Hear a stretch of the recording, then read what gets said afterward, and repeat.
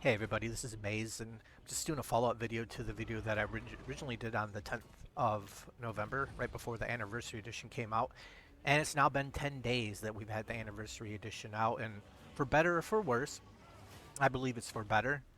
Um, there's been a lot of problems with the people in the modding community, people who can't access their saves because the script extender or certain mods that are dependent on the script extender currently aren't updated.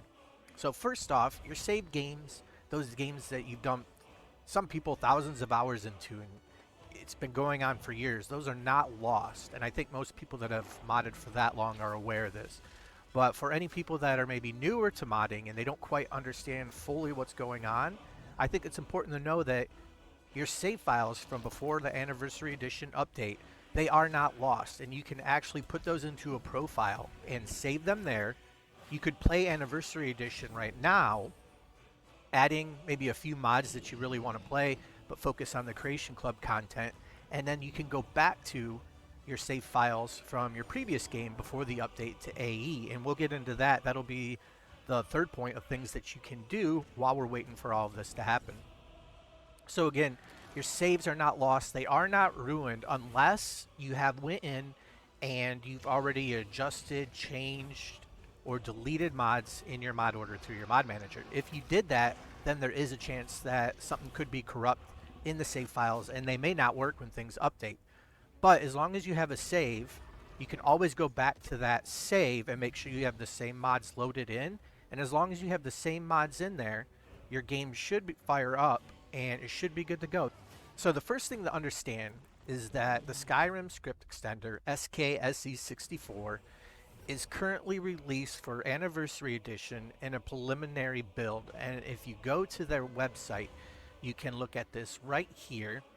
And if we look right here, you will see their description of this current Anniversary Edition build.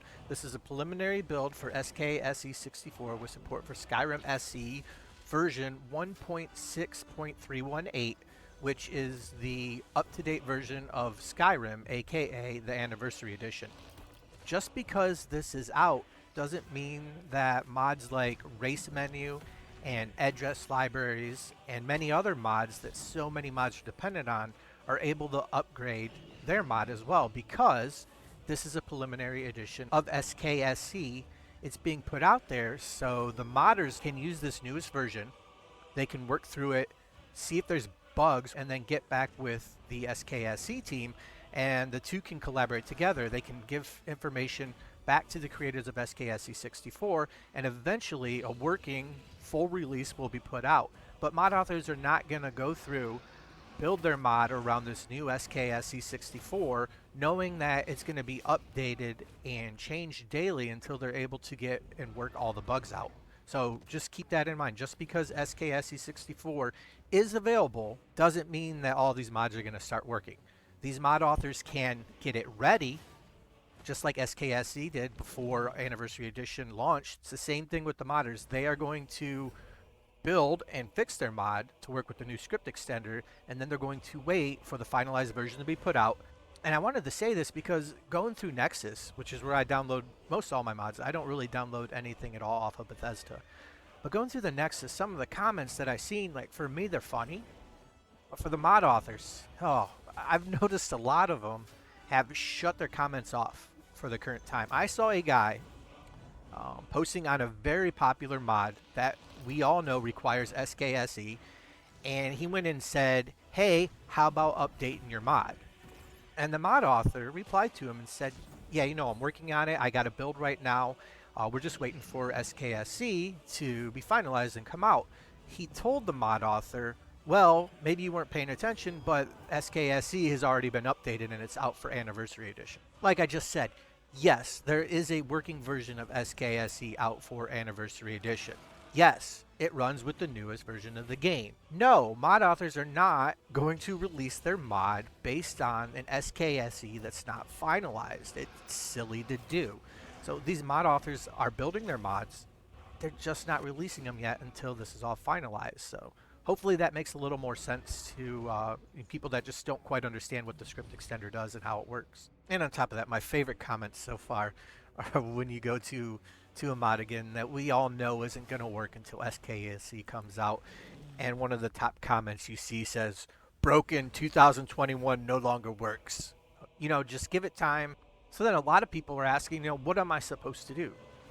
My saves don't work. I don't want to lose all that stuff. So, you know, here's some options. And the first thing we're all going to have to do is we're just going to have to wait. I remember when Special Edition first released, I was like, man, there's no way I'm going to give up everything I've done. You know, I have these followers and they're leveled up and this guy's been with me for so long. I'd hate to lose that great friendship that we had. You know, silly stuff, but like I had built up so much and I had played for so long. The last thing I wanted to do was switch to another version of the game simply because they were upgrading to Visual Studio's 2015. To me, I was like, I don't care. But honestly, the changes between Skyrim, now known as LE, and Skyrim SE are night and day. The load times, the gameplay, the stability when you're trying to play a modded game in Special Edition is far more stable than the original Skyrim. And because of that upgrade to the new Visual Studios, that is just going to make this engine run a lot better. And the stability for the games, I think you're going to be able to run a heavier mod load order on most of your games. And I think it's just going to work better. Like, you know, like Todd Howard says, it just works. The second thing you can do is go onto the Nexus and download the unofficial Skyrim Special Edition Downgrade patch. This mod was actually released on the 28th of October in anticipation for what was going to happen on November 11th, and it was last updated again on the 16th. So not only was it put out ahead of time, it's been watched and monitored, and they've worked out hopefully any of the bugs that have come out. I've not heard of a lot of issues with this. And this is an automated patcher to downgrade your Skyrim from the Anniversary Edition back to the previous version of Skyrim SE, which was version 1.5.97. That was the version of Skyrim before Anniversary Edition came out, which is now 1.6.31. And it's going to do this without redistributing files or requiring any sort of complexity. Just download this, click the patch, and it'll work. That's what the mod author says directly on his page. And it is super easy. Now, if you've already started trying to remod your game for Anniversary Edition, this is where you could run into a problem, because this is going to put you back to version 1.5.97. If you've tried to do or add any mods that have updated Anniversary Edition, they're going to be for the new version of the game, so keep that in mind. If you haven't done this, then this is how you can go back to your old saves. Within the first day, people were saying how they forgot to stop the auto update on Steam, and they updated to Anniversary Edition. They went ahead and grabbed this patch. They didn't mess with their load order or their mod organizers or their vortexes, nothing. They kept everything as is. And when they logged in, they realized that they had received all the items from the Creation Club content, but they were rolled back to the previous version of the game, so their script extender and all of their mods still worked. So overall, this one sounds pretty good. I personally have not done it. I stopped my download and I'm still sitting at the previous version until the script extender is ready. But the people who did this said that they were able to get the Creation Club content, the stuff from Anniversary Edition, and they were able to still play and load their old save games. Now, there's also a third option. And if you're here, then you clearly mod your Skyrim game. And because of this, you're able to set profiles in your mod manager. I use Vortex, and with Vortex, this is very easy. I open up my mod manager here. This is Vortex. I'm going to go over here to this very top line. Well, actually, you're going to go up here first. I'm going to make sure that I have Skyrim SE loaded, and I do. I'm going to go here to Profiles. And now what this does is this creates separate files for the game. For people who showcase mods on YouTube, this is how they're able to add and delete mods constantly without breaking their actual save game files. And what they do is they have their main game saves, and then they have another profile. And this would be the profile where they would add, change, and try out new mods, or maybe they have several different profiles. But what this is going to do is it's going to actually add a new folder in your My Documents where Skyrim is saved. And it's going to create separate versions of your game saves that are completely independent and not linked to each other in any way at all. Now, when you create a profile, what you'll want to do is you'll want to switch a couple things around, which I'll show you. So let's go ahead and make one real quick. We're going to add a new Skyrim profile, and I'm going to call it this. And what I want to do then is I want this profile has its own saved games. I want to say yes. And this profile has its own game settings. This one's not as important, but I tend to do that too. And then you can put a description here. Hi, YouTube. And I'm going to go ahead and click save. Now what I would do then is I would go ahead, and if you see these two here, they both say enable. That's because this one right here is currently my active Skyrim. You'll see here that there's 189 mods enabled. You'll see here there's 0 enabled. There's 0 enabled here. Now I can leave these empty, or I can click here and drag this to there, and what it'll do is it'll dump all my mods from this profile to this profile. So it does give you options. Now what you want to do is you want to click on this here, and I would click enable it. I'm not going to do it, but you just click on enable it. You'll give it a moment. It'll load up, and now when you log into Skyrim, it's going to create a new folder in My Documents.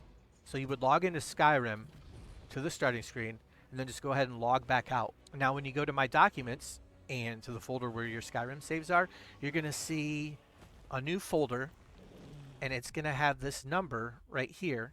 If you look right next to where it says ID, this is now the save for this file.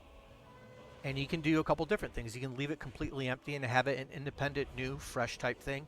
Or you can take your old saves, copy them, and dump them into one of these files. And this is how I'm saying that you can save your old games and wait until everything updates. If you already don't have a profile, you're going to go in here to your main one that has however many mods you have. You're going to edit it, and you're going to make sure that it says that this profile has its own saved games. Now when you try to log in, you're going to log into nothing. It's not even going to give you a chance because there's no saves for this file yet. So what you want to do then is go in and get all your old saves that would go with this profile that you're putting on reserve until everything updates, and just copy them and paste them into the folder. And it's as easy as that. So you can go ahead, you can start a new one. Maybe call this new profile you start Anniversary Edition. Download some of your must-have mods like Lucian or Inigo, whatever you want to have with you. Things that are updated for Anniversary Edition. Go have fun. Enjoy the mediocre fishing that they added to the game. Enjoy some of the Creation Club content, some of the quests and armor. And then during that time, you're going to have your old save file just sitting there. It's not ruined. It's not lost. It's just sitting there waiting. And when the time comes, you'll go back over to your main file, and you'll click on enable, and it'll now boot that up. Now when you log back into Skyrim, you'll no longer see your saves for the game that you had been playing the last week or so. You'll see your old saves that you copied and dumped into the folder in your save file for Skyrim. So hopefully that helps you guys out. This is Maze. I know this has been crazy. I think it's just a matter of time, maybe a week or so more, and we should be able to jump right back into our old save games and jump right back into those old adventures. In the meantime though, you can either downgrade, you can wait, or you can do this version here by making sure you have your profile set up, have a new profile, have a couple fun mods in there, run out, have fun, be a goof out in Skyrim, and then once everything gets updated, jump back over to your old profile and have fun again. So again, man, this is Maze. Thank you guys so much for stopping in, and I will see you all in the next video.